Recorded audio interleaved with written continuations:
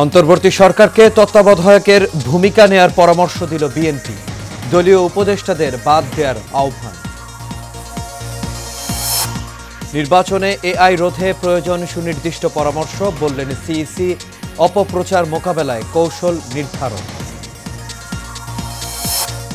বিমানবন্দরে আগুনের সূত্রপাত কুরিয়ার সেকশন থেকে, ধারণা বেবিচকের। তদন্ত শেষে জানা যাবে প্রকৃত কারণ।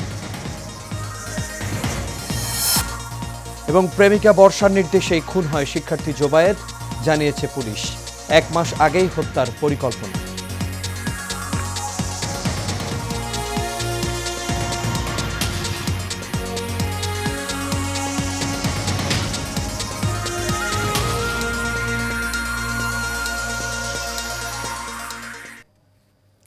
সবাইকে স্বাগত এশিয়ান প্রাইম নিউজে। দর্শক, পুরো সংবাদ জুড়ে আপনাদের সঙ্গে আছি আমি আনোয়ার রাজ। এতক্ষণ শুনছিলেন বিআরবি কেবল ইন্ডাস্ট্রিজ লিমিটেড সংবাদ শিরোনাম। এবার চলে যাচ্ছি পুরো খবরে।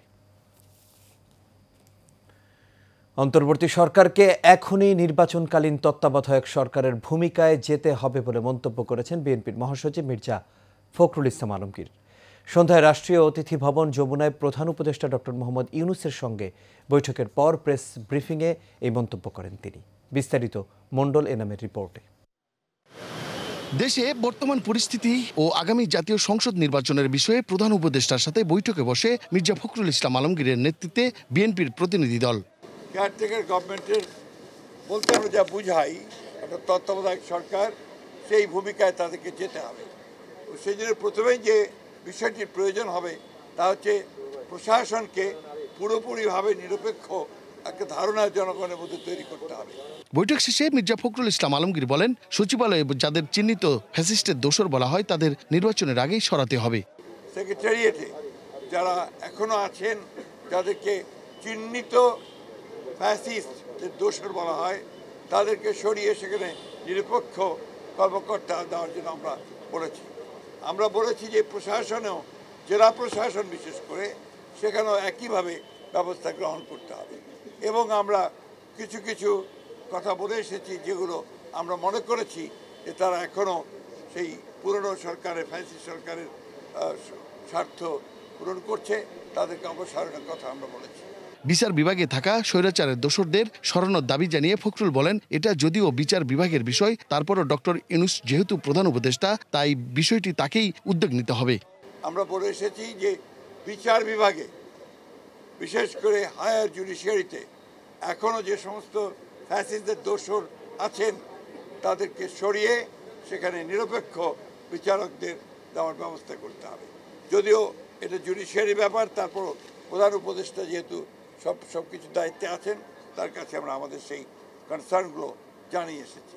এছাড়া সরকারের মধ্যে যদি কোনো দলীয় লোক থেকে থাকে তবে তাদেরকেও সরানোর দাবি জানিয়েছেন বিএনপির মহাসচিব মির্জা ফখরুল ইসলাম আলমগীর।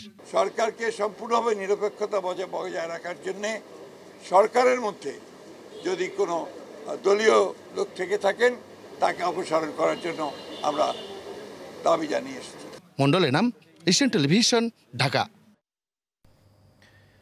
নির্বাচনে কৃত্রিম বুদ্ধিমত্তা বা এআই এর অপব্যবহার রোধে শুধু নীতিমালা নয়, প্রয়োজন সুনির্দিষ্ট পরামর্শ, এমন মন্তব্য করেছেন প্রধান নির্বাচন কমিশনার এএমএম নাসির উদ্দিন।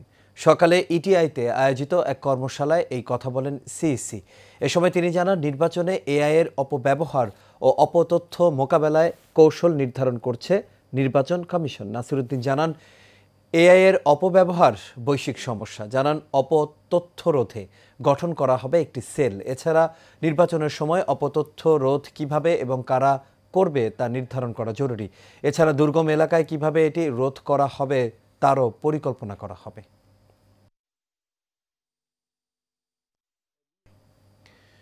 হযরত শাহজালাল আন্তর্জাতিক বিমানবন্দরের কার্গো ভিলেজে আগুনের সূত্রপাত ইম্পোর্ট কুরিয়ার সেকশন থেকে হয়েছে বলে মনে করছেন বাংলাদেশ বেসামরিক বিমান চলাচল কর্তৃপক্ষের chairman air vice marshal Mohammad Mostafa Mahmud Siddique.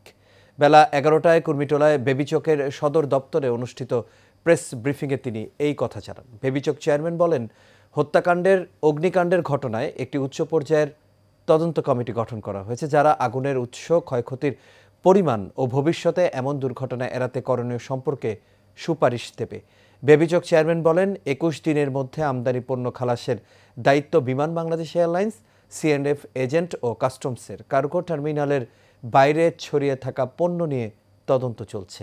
এ সময় বেবিচক চেয়ারম্যান আরও জানান ২১ তারিখ রাত ১২টা পর্যন্ত ৩ দিনে অতিরিক্ত ফ্লাইটগুলোতে ট্যাক্স মওকুফ করা হয়েছে। আগুনের ঘটনা আন্তর্জাতিক অঙ্গনে বিমানের ভাবমূর্তিতে প্রভাব ফেলবে না, তবে বিমানবন্দরের নিজস্ব ফায়ার স্টেশনের সক্ষমতা বাড়াতে হবে বলে জানিয়েছেন বেসামরিক বিমান চলাচল কর্তৃপক্ষের chairman air vice marshal Mohammad Mostafa Mahmud Siddique.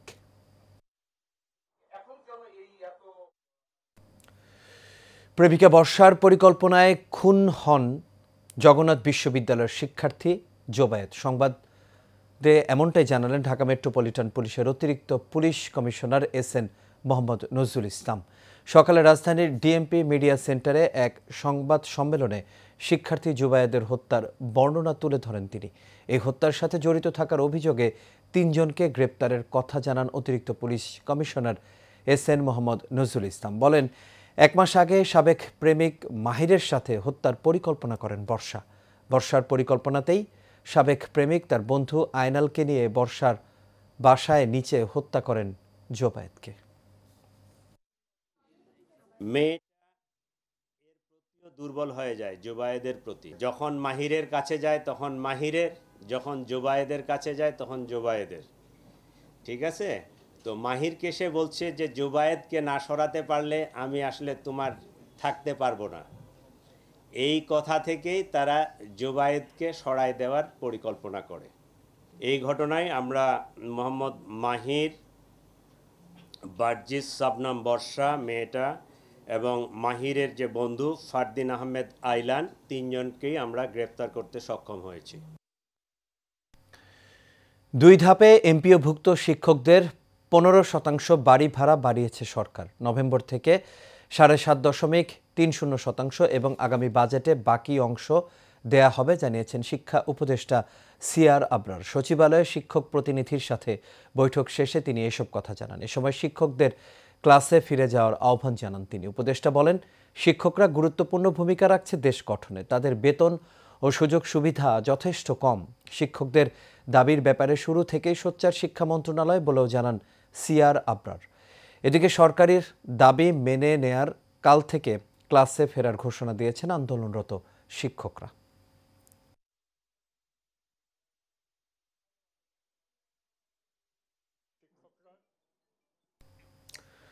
তত্ত্বাবধায়ক সরকার বাতিলের রায়ের বিরুদ্ধে পুনরায় আপিলের ওপর শুনানি আগামীকাল বুধবার পর্যন্ত মুলতবি করেছেন সুপ্রিম কোর্টের আপিল বিভাগ। প্রথম দিনের শুনানি শেষে আজ সকাল ৯টা ৩৭ মিনিটে প্রধান বিচারপতি ডক্টর সৈয়দ রেফাত আহমেদের নেতৃত্বাধীন ৭ সদস্যের পূর্ণাঙ্গ আপিল বেঞ্চ এই আদেশ দেন। আদালতে মামলার বিষয়ে শুনানি শুরু করেন অ্যাডভোকেট ডক্টর শরীফ ভুইয়া। অন্যদিকে রাষ্ট্রপক্ষে ছিলেন অ্যাটর্নি জেনারেল মোহাম্মদ আসাদুজ্জামান। শুনানিকালে অ্যাডভোকেট ডক্টর শরীফ ভুইয়া সংবিধান ব্যাখ্যা করার পদ্ধতি এবং সংবিধান সংশোধনী করে কিভাবে বিগত নির্বাচনগুলোর মাধ্যমে দেশে সংকট তৈরি হয়েছিল সেসব বিষয় তুলে ধরেন। এর আগে গত ২৭ আগস্ট তত্ত্বাবধায়ক সরকার বাতিলের রায়ের বিরুদ্ধে আপিলের অনুমতি দেন আপিল বিভাগ। শুনানিটা আজকে শুরু হলো। তো আমরা আজকে সহজভাবে বলতে গেলে আমরা আজকে আদালতকে যেটা বলেছি যে সাংবিধানিক বিষয় ব্যাখ্যা করার কিছু রীতিনীতি পদ্ধতি আছে এবং বিচারপতি খায়রুল হকের নেতৃত্বে যে রায়ের মাধ্যমে তত্ত্বাবধায়ক সরকার ব্যবস্থা বাতিল করা হয়েছিল সেখানে ওনারা ওই রীতিনীতিগুলো প্রয়োগ করতে ভুল করেছেন।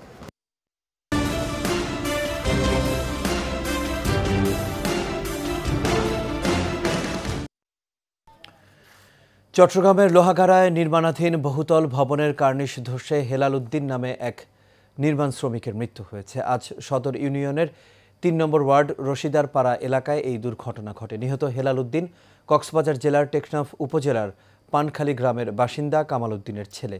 লোহাগাড়া থানা অফিসার ইনচার্জ আরিফুর রহমান জানান, আইনি প্রক্রিয়া শেষে পরিবারের নিকট মরদেহ হস্তান্তর করা হবে।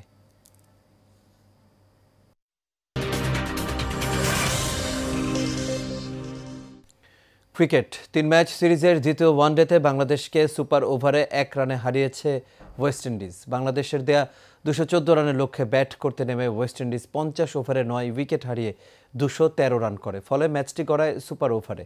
সুপার ওভারে বাংলাদেশের হয়ে বল করতে নামে মোস্তাফিজ প্রথম বলে 1 রান দিয়ে দ্বিতীয় বলে তুলে নেন উইকেট। সুপার ওভারে টাইগারদের 11 রানের টার্গেট দেয় ক্যারিবিয়ানরা।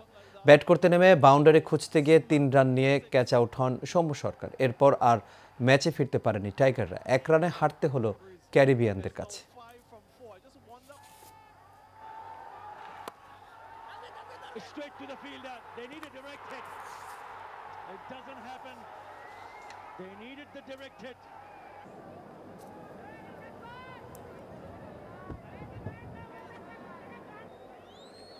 Even a direct hit, it would still be safe. Yes, it's next. The pressure on the bowler and the batter. And in a single, there is a super over. Again he goes, and he's knocked him over. Would you believe it?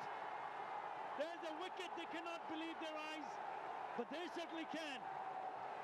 Unbelievable see for the super over, and it's gone up in the air. Nurul Hassan getting underneath it. Oh, he takes it, and drops it.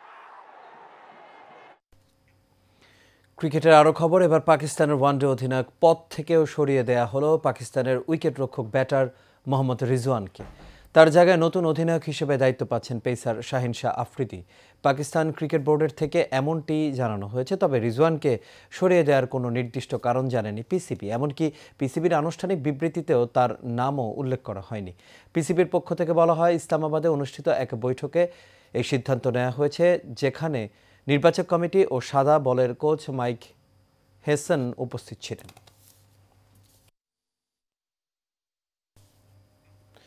আর এরই সাথে শেষ করবো Asian prime news. তবে যাবার আগে BRB কেবল industries limited সংবাদ শিরোনামগুলো দেখে নেব দর্শক আরও একবার।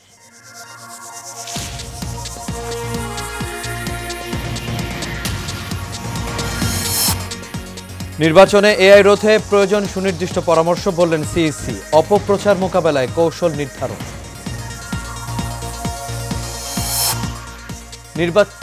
নির্বাচনে এআই রোধে প্রয়োজন সুনির্দিষ্ট পরামর্শ, বললেন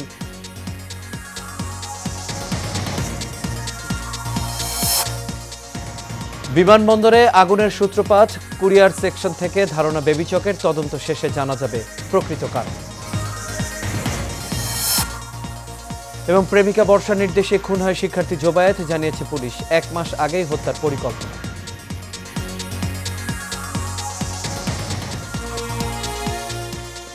দর্শক, এই ছিল আমাদের এখনকার আয়োজন। আমাদের পরবর্তী সংবাদ দেখার আমন্ত্রণ রইল। এতক্ষণ সাথে থাকার জন্য সবাইকে ধন্যবাদ। শুভরাত্রি।